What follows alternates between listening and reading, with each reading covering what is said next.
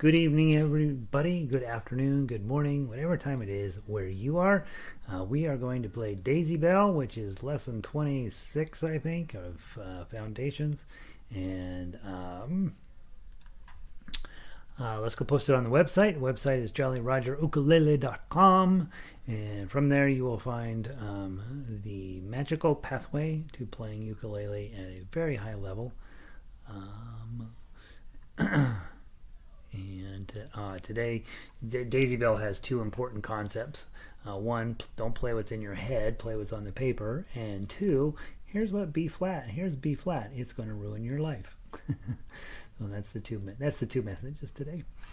Let me post the link on the website, and then we'll put it on Twitter, and then we'll get started. Make sure the link is working properly.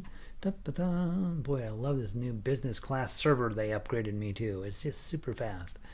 Let's see, and the link is going to take us hopefully to lesson 26, which it does. Close that out. Over here on Twitter, I put on https://jollyrogerukulele.com, and I patiently wait for that to pop up. Then I click here. Then I go up to get out of the harmonica stuff into the foundation stuff, lesson 26, and I hit tweet, and there we go. Let's see. Oh yeah, we had a woman killed in a bear attack this week here, and it's terrible. It really doesn't happen in Colorado very often, but somehow she got in a place where a mama bear didn't want to get along with that and killed her.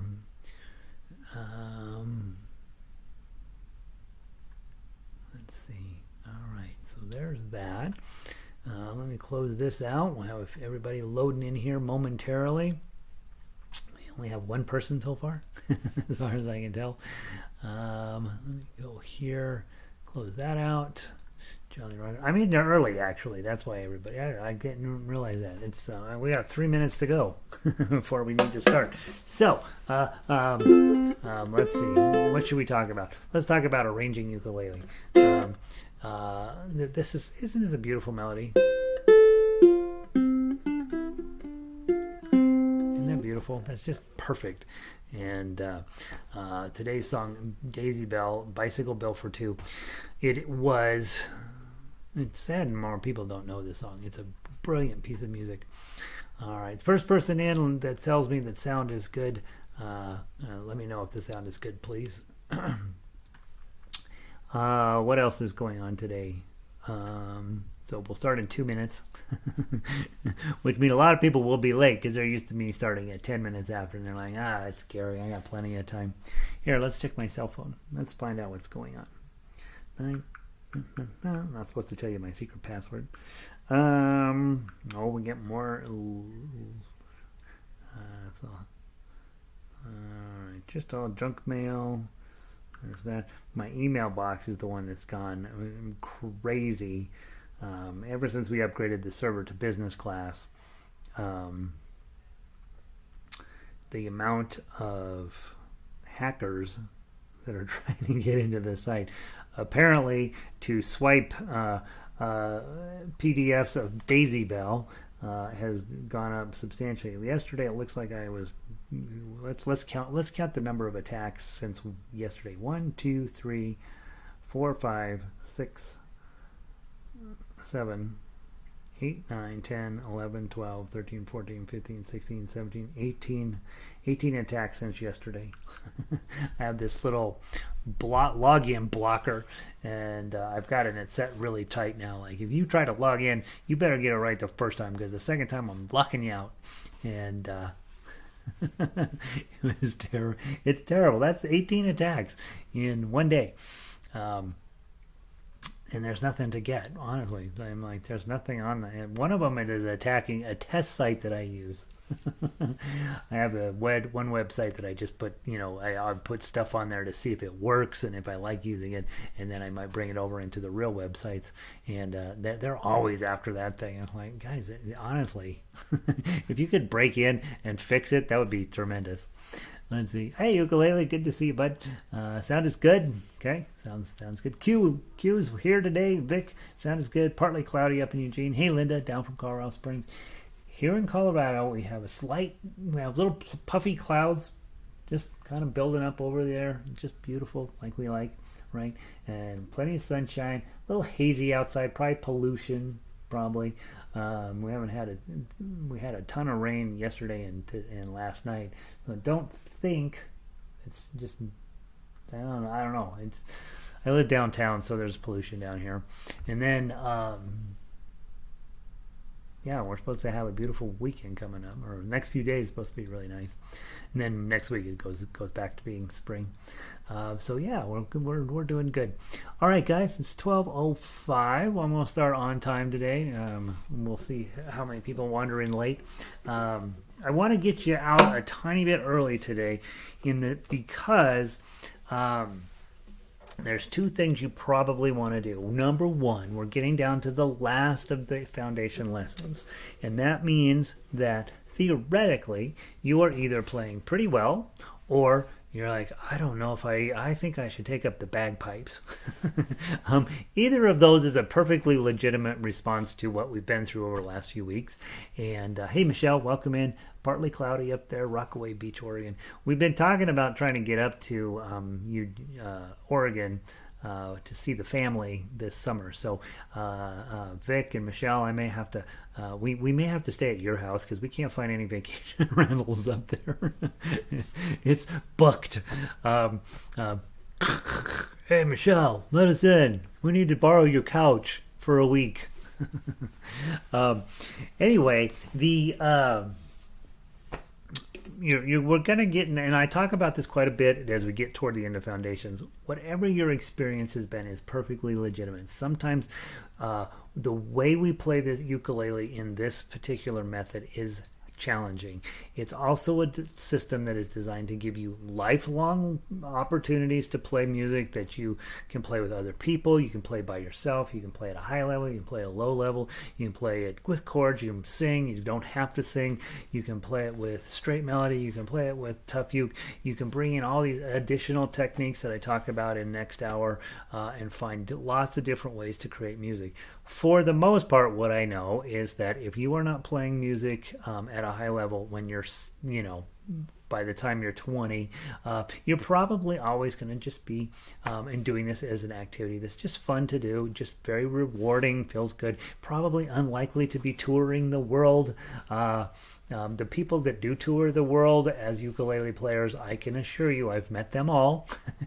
And they ain't none of them that I would trade places with in terms of the craziness of their lives and the amount of income they're making. They're doing okay, right? But it's not like traveling the world as a rock god by any stretch of the imagination. Instead of playing arenas, you're playing weird little churches and house parties and that sort of thing. And so I don't plan on turning you guys into professional ukulele players, but I do want you to be able to play at the highest possible level that's for you. And so that's why we do all these different ways of playing. So we're at that point, right, next couple of days and then into next week where we start talking about how's it going for you? How's it feeling as an instrumentalist and as a ukulele player? Theoretically, I've done a good enough job teaching you, and it's impossible to tell because I see this little round piece of glass that I stare at, which represents you, and you seem to be doing great. And so I'm assuming that things are making sense to you for the most part, and that you will be thinking about starting not next week, but the week after, just moving up into the next hour and working on that. I am going to take a break until June 1st to repeat foundations. So for some of you, you're like, man, this has been really hard. I really do need another round of foundations. Those will start in June 1st, and a few of you, you're like, you know what, I'm going to be teaching other people, and this system is teachable. That's exactly why I just give it out, and it's just sitting on the website so that you will just come and get people playing this way. I've spent so many years listening to bad ukulele that I'm just like, we gotta stop it. Here, use this system. This will make your ukulele players much better. And so be thinking that about where you're at in this whole process and what's going to be the most beneficial for you going forward.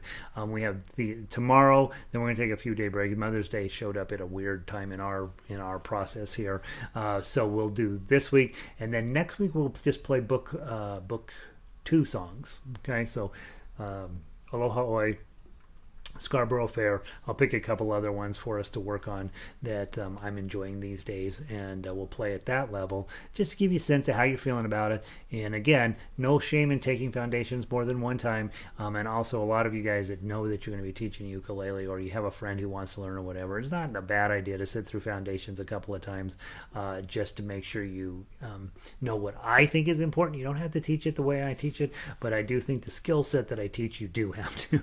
And so that's that.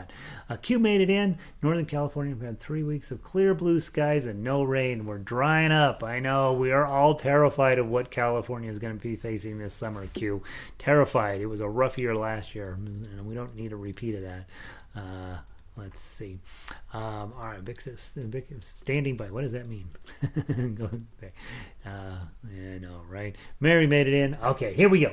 All right, Mary's here. We can start.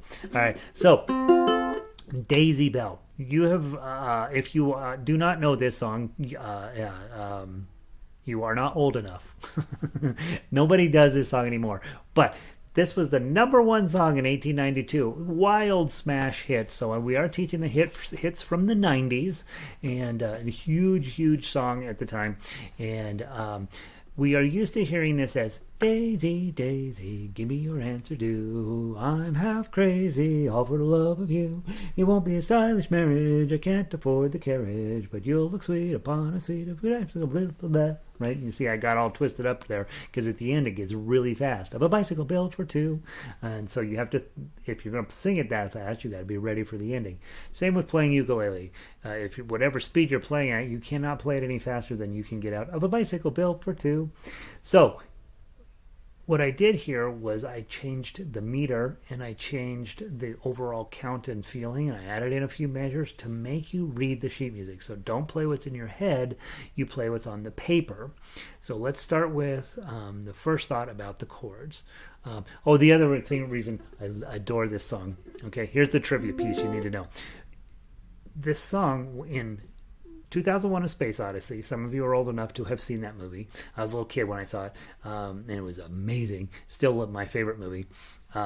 There's a scene toward the end, 3/4 of the way through, where he's got to turn the computer off, and he's in there and he's unplugging the computer, and right before the computer dies, he sings Daisy Bell, and your Caesar also Daisy, Daisy, and you're like, that is such an odd thing, but there's some history behind that. The very first song that a computer was ever programmed to sing is Daisy Bell. And so then you're like, oh, now I get it. So as the computer was dying, it went back to its childhood, sang the first song that it learned, and then it died, right? So that's why HAL 9000 sings Daisy Bell at the end of its life. And so now here you go.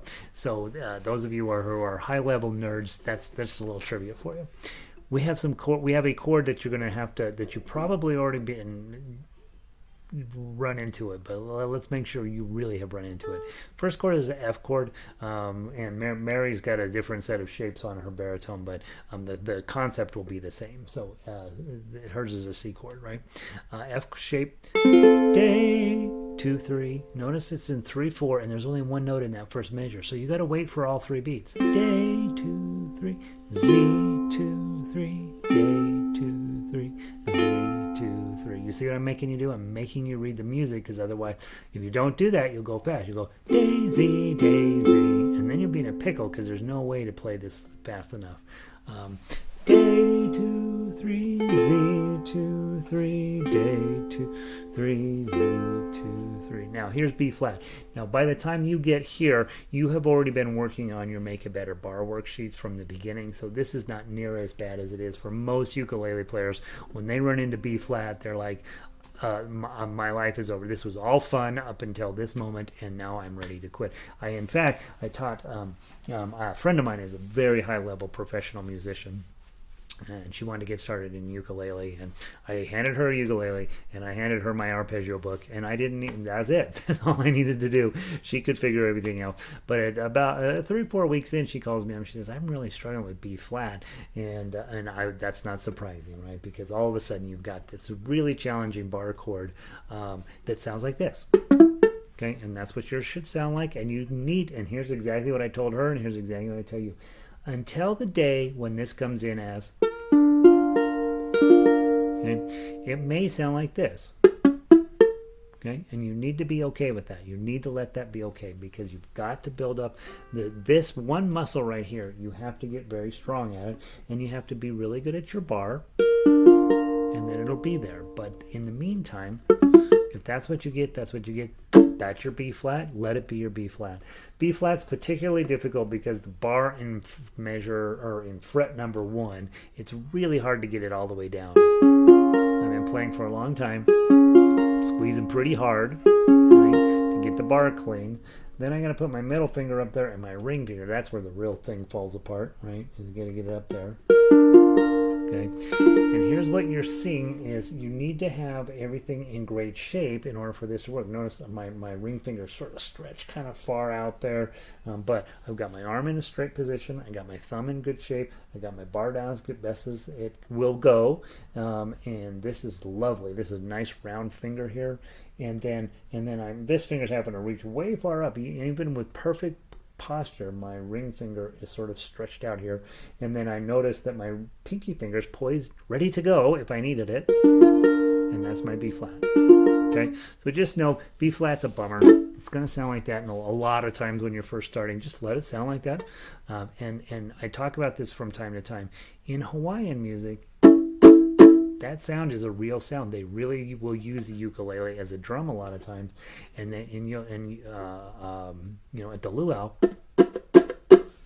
and you'll hear it being used exactly like that to make it as a percussion instrument. And if you looked at this piece of music and said, "All right, I'm just going to play it that way," A, Z, A, Z, give me your answer to. Right? It works. It's perfectly fine. So you can use this as a drum by just having that sound. So that's a useful sound. It's not really what you want. What you really want is that. But in the meantime, let whatever comes out be what comes out. All right, from the top again, we'll play the B flat. Oh, other thing about the B flat, I like for you to use a full bar and then your A shape, which we learned on day 2. This A shape, you push it up and then add a bar, and that's B flat or A sharp. And ukulele will never ever, well, you'll play A sharps when you play my very last arpeggio. But we don't really ever play A sharps. It's always a B flat. I like you to use a full bar because that allows you to play bars on the other bars. But if you decide, you know what, I just want to cover 2 strings with this index finger and then do this, that's legitimate too. Okay. I was taught this way. Most books teach it this way. Cover these 2 and this and that, which is fine. There's nothing wrong with that. But because you're going to be doing all of the other bar chords, it just makes sense to learn it with a full bar and play it that way. So you'll see me mixing it up. Mostly I do a half bar, but a lot of times if I know there are other bars in the song, it'll end up being a full bar. From the top. Oh, well, let's talk about the other chords real quick. Measure 9, you got a C7. Okay. And measure 12, you have your D minor. D minor is just an F chord and add your ring finger. D minor. And then you've done G7 at 13. And that's it. That's all your chords in here. Let's give it a try. 1, 2, 3. A, Z, D, Z.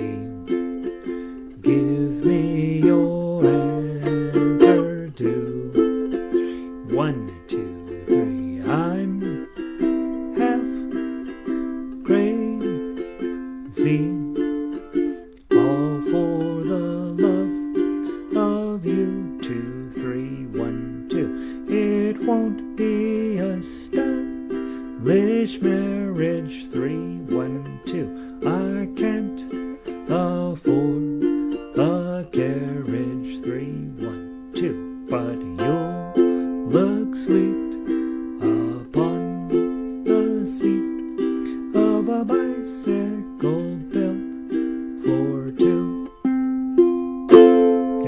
that's the chords, and you guys are. This is like I said.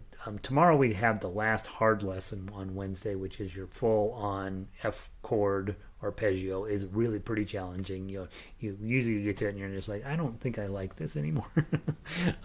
But F chord, the key of F. I break you in very gently, right? I let you have simple gifts, which has a regular C, and then we do Carnival of Venice, which has a C7, and then Daisy Bell rolls up. And I'm like, oh, by the way, there's a B flat and a D minor, and so this definitely gives you a sense that hey, there's a lot more next higher level stuff to be working on, and that's why I used to teach Daisy Bell much earlier in the class because I wanted you to have B flat, but I switched to teaching you that Make a Better Bar worksheet, and that serves the same purpose as Daisy Bell, only in a lot more approachable fashion. So by the time we get to Daisy Bell, hopefully your skill set's coming along where if you don't have to like it, but you know is basically what you need to do. Let's play the melody. It's all 3, 2s, 1s, and 0s, right? So 3s, 3s on the ring finger, 2s in the middle finger, 1s on the index finger, and of course 0s are open. Let's give it a try. 1, 2, 3. 3, 2, 3, 0, 2, 3, 1, 2, 3, 0, 2, 3, 2, 0, 1, 2, 1, 0, 2, 3, 1, 2, 3, 3, 2, 3, 3, 2, 3, 0, 2, 3, 1, 2, 3, 2, 0, 1, 3, 0, 3, 2, 3, 1, 2, 0, 1, 0, 3, 3, 0, 3, 1, 3, 1, 2, 3, 0, 1, 2, 1, 2, 0, 3, 1, 2, 0, 1, 0, 3, 0, 1, 0, 3, 0, 1, 3, 0, 1, 3, 0, 1, 2, 3, 1, 2, 3. Okay, so you got the idea, got the melody. Notice when you got to 28 and those eighth notes are there.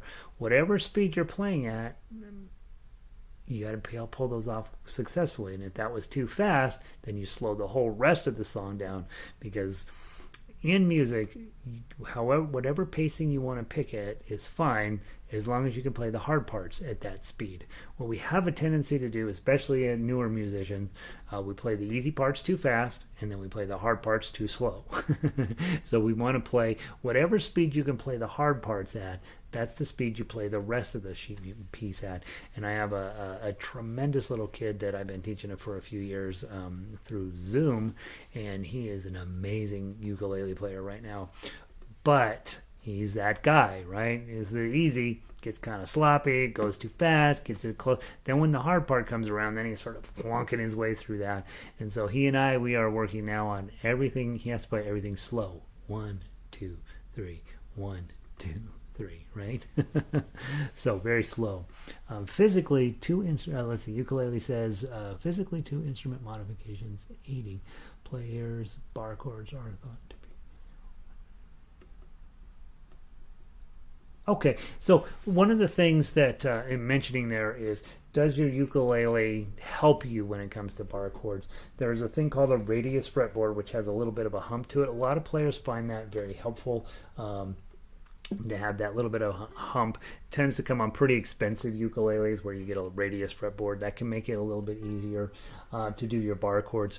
The thing that I think about that, and also mentioning there's a 0 fret. Sometimes you'll see a bar here, again, on more expensive ukuleles, and then you have it seems to make it a little bit easier to get your B flat down. At the end of the day, yes, there are lots of things that are going on more expensive ukuleles that can kind of help you out. This is about a, I don't know, $800 ukulele, somewhere in that neighborhood. Probably about $800. It has none of that stuff. thing that says, I don't really need all that other stuff, right? And that's the question that you should have in your mind. If you are under the notion that the ukulele is holding you back, it's not. Okay, but there are things that will make your life easier and better. And as you decide, yep, I'm fully committed, and you go buy your next ukulele, hopefully it's more expensive than the one you're playing right now, that you can get fancier and more interesting and more developed kind of things on your ukulele.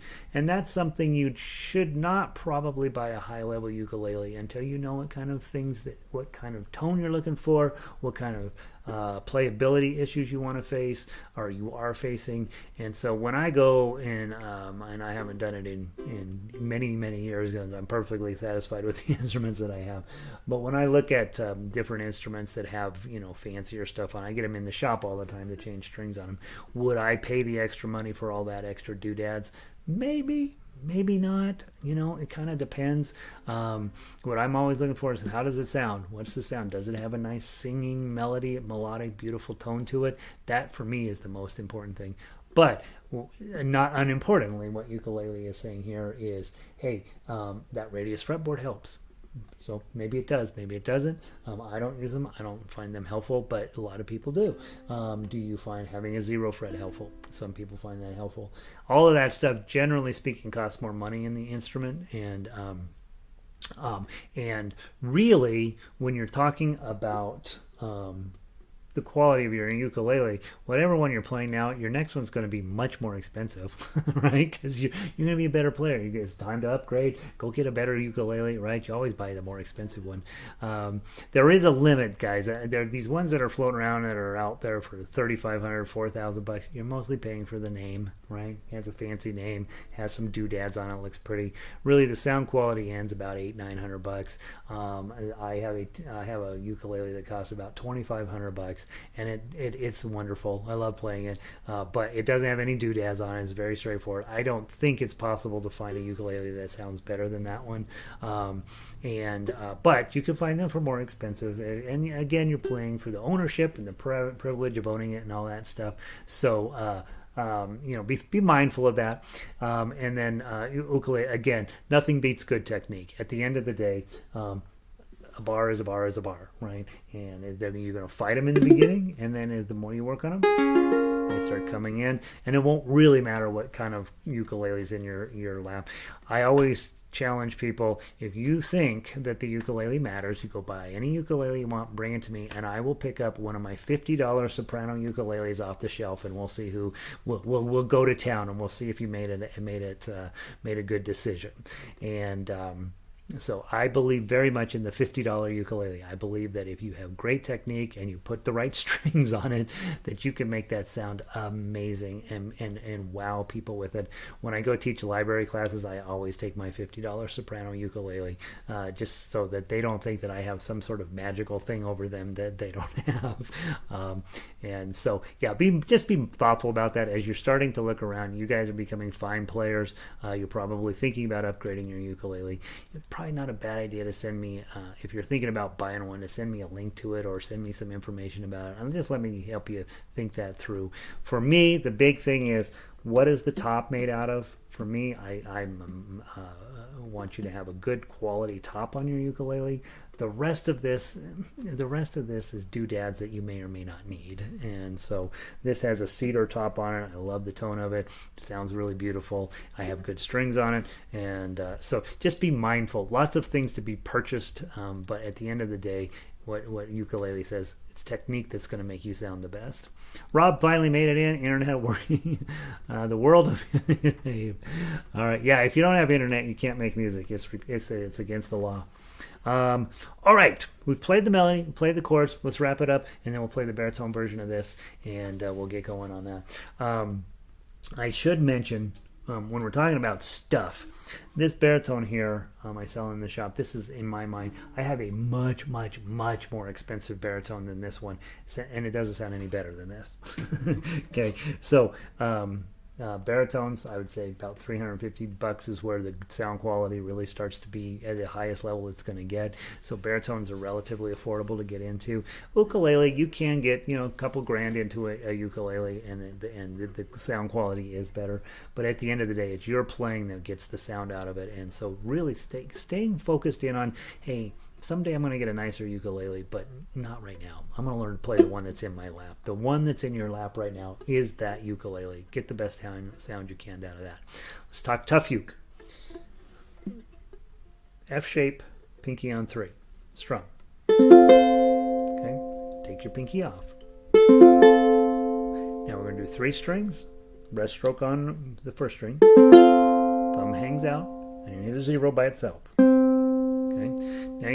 Now notice your chord's a B flat, but on the tough uke, it's actually easier to play the tough uke than the chord. 2 0 1, and then another 2, and then a 1, and then we got 1 0 1 0 0 1 0. Probably just hold your F chord.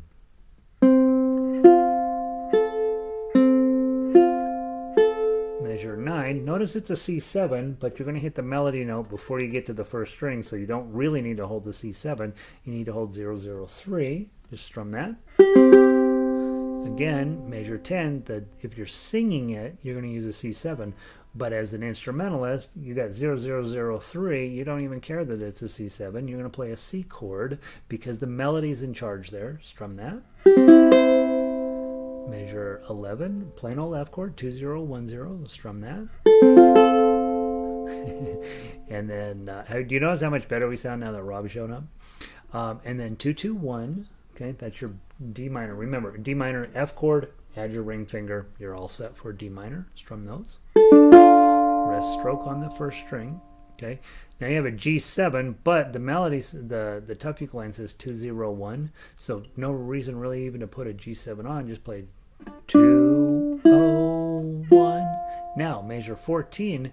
The chord is a G7, but the melody note is a 3, so really it makes more sense to put a G chord on, 0 2 3. Or you could put a G7 on and then use your pinky to get to the 3. Either of those is acceptable. I will always end up just grabbing. I see 0 2 3 and my brain goes, that's a G chord. Hit that. 0 at the end of measure 14. And then 0 0 3. Okay, couple of zeros. Make sure to lift your ring off to get the 0. And then you got a 1 there. Play that. And then a 0. And then another 0.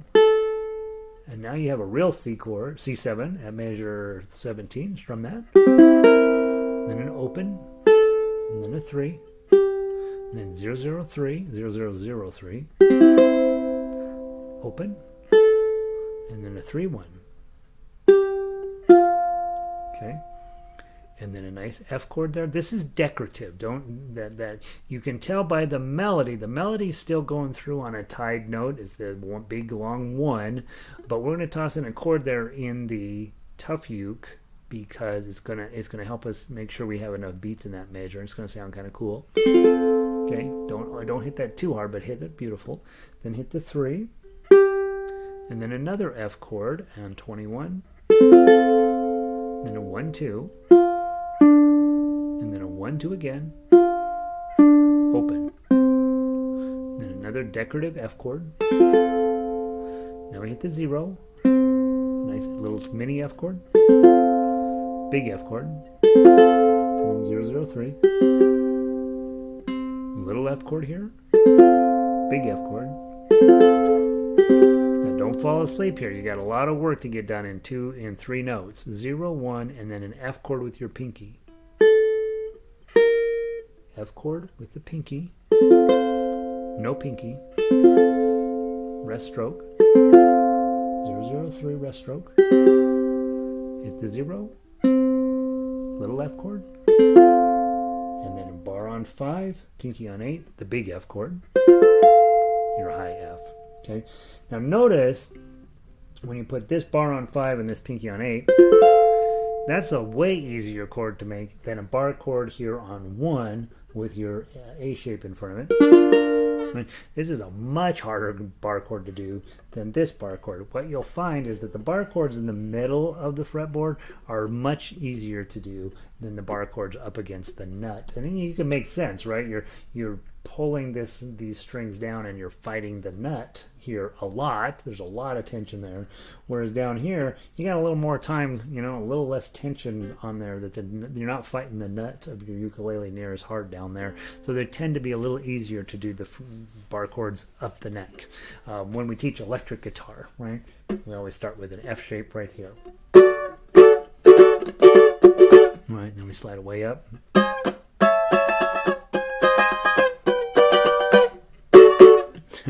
So dumb. This is why we don't listen to electric guitar players, other than to hear their music, which is awesome, right? We just don't let them teach us anything. All right, let's play it from the top. Nice and slow. We got a lot of work to do to make it this successful. Okay, 1, 2, 3. 2, 3. 2, 3. 2, 3. 2, 3.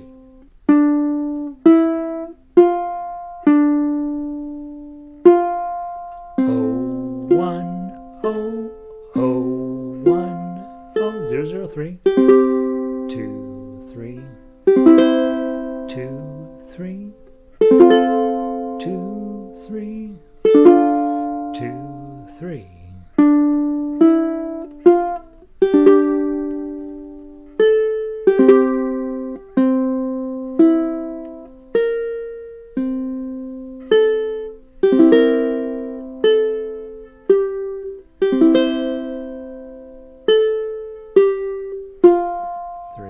Strum. 3. Strum. 1, 2, 1. 2, 0. Strum. Little strum. Big F chord. 0, 0, 3. Little F chord. Game face.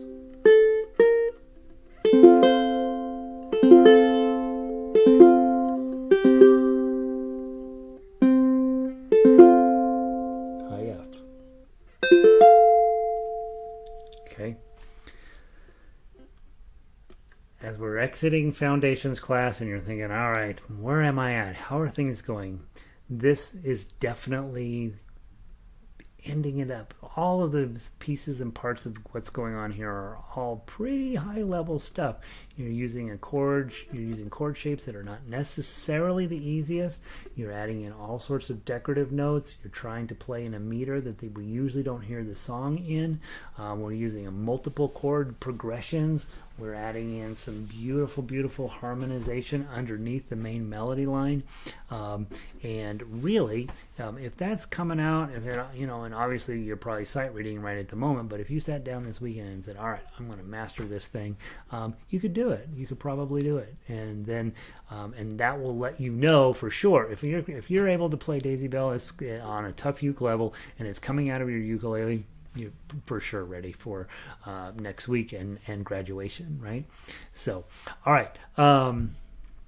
That's the ukulele version. Now the baritone version, and this came up yesterday, so I think I do want to make sure that you guys are clear on this. If you're on baritone, your shapes, the shapes you're going to do on your instrument are identical to this, but you're in a different key. And so the people who have to adapt when we switch from baritone version to ukulele version is the ukulele players, not the baritone players. So let's pull up the baritone piece real quick, and then we'll show you how those shapes are the same for the baritone player, but the ukulele players change their shapes to accompany. Okay, so on the baritone version of this, that shape that we've been using as an F chord on the ukulele is now a C chord on baritone. All of the shapes are the same on the tough uke. Everything's going to be the same, but ukulele players, you guys can't look at the shapes because it's in a different key. So you're using your C chord. You're like, oh, sweet, I love C chord. you're using your F chord. You're like, nice, I can do that one. You're going to use a G7. Yep, learned that on day 3 or 4, right? Got that one set. And I have an A minor here, right? That's your A minor right there. And then on ukulele, the D7 is a 2-0-2-0. So that's that shape. So it's a lot of shapes, but they're all shapes that you've done on other songs. And so you're like, man, I can knock that out. If you're on ukulele, it's day 2 3 Z 2 3 day 2 3 Z 2 3, just like you're at the strum along, right? Exactly what you'd expect. And what the crazy part is when you go to the ukulele strum along, they don't tell you what the meter is, and if you don't know the song, you're like, all right, I hope I can figure this out relatively quickly. Baritone players, same thing. C shape with the pinky, do that. Take your pinky up. 2-0-1. And on ukulele I just had a 0, but baritones you get 2-0 because you have a low string there. Sounds cool. Okay, and then you're going to get 3 and 2 on ukulele. Because we have a high string on the ukulele, sometimes baritones you get a few extra bass notes in yours that may help you play it. 3 and 2. Basically, you're making your F chord. Hit the 0-1 and 2-3 again. Hit the 1 and then the C chord.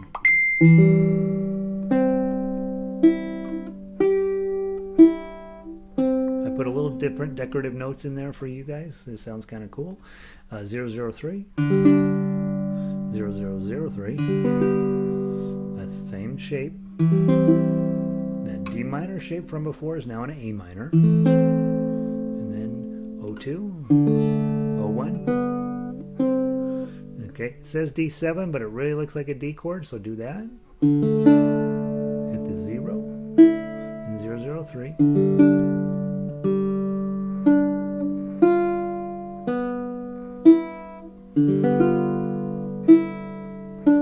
Measure 18, 0. Decoration here. Hit the 3, another C chord. Hit the 1, 2-3, or 3-2. Hit the 1. Nice C chord again.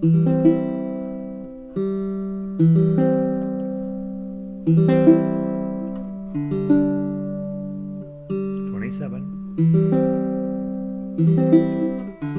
Game face.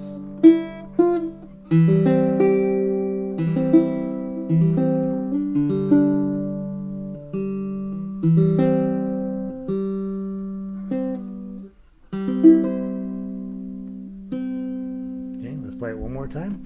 We'll play it at a little bit jauntier pace.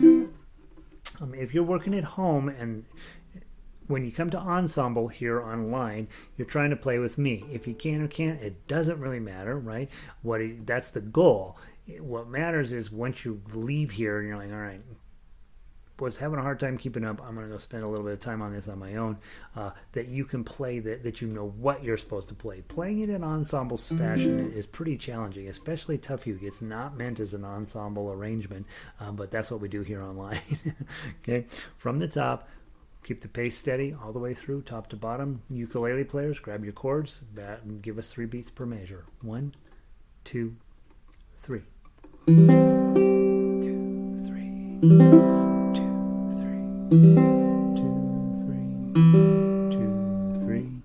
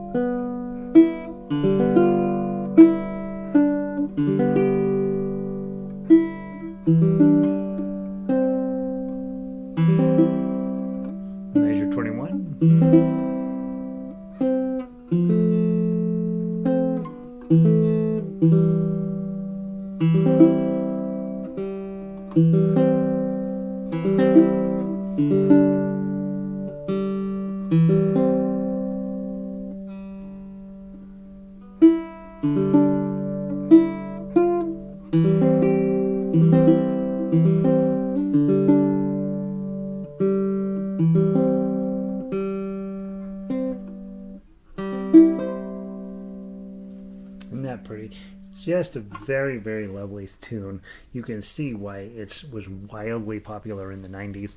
And yeah, so don't think you're not playing the hits. You're playing the number one song from 92. There we go. Tomorrow we have just break your brain class, the key of F arpeggio, which is a C on baritone, and again the shapes are the same, it's just you're in a different key, and that wraps up our week for tomorrow. We won't meet Thursday and Friday or Monday, so just reminder, put on your calendar that those are days for you to play through your songbook. In other words, you go grab it and just play through the music. I will tell you that this style of play is not like other styles of play.